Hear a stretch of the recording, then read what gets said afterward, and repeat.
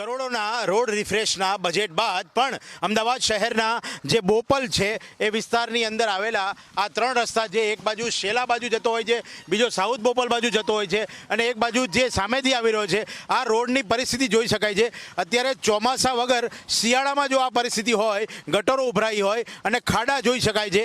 આટલા મોટા ખાડાની અંદર જાણે ચંદ્ર ઉપર લોકો ફરતા હોય એ પ્રકારની આખી પરિસ્થિતિ જોવા મળે છે. ત્યારે એટલું કહી શકાય કે આ વિકાસ જે છે, આ વિકાસ કેવા પ્રકારનો વિકાસ છે. તંત્રને આ વિસ્તારની અંદર વિકાસ તો કરવો છે, મોંઘી મિલકતો બનાવી છે, મોંઘા બિલ્ડિંગો બનાવવા છે, પણ અહીંયા રોડ અને રસ્તો જેના ઉપરથી રોજ લોકોની અવરજવર હોય છે એને બરાબર કરવો નથી. તો શા માટે? કારણ કે અહીંયાથી આગળ જતા કરોડો અને લાખો રૂપિયાની કિંમતની મિલકતો એટલે કે ફ્લેટો બનેલા હોય છે. ત્યારે લોકો એવી મિલકતની અંદર જ્યારે રહેવા આવે છે ત્યારે આ પ્રકારના રસ્તા ઉપર થઈને કૂદીને જતા હોય છે.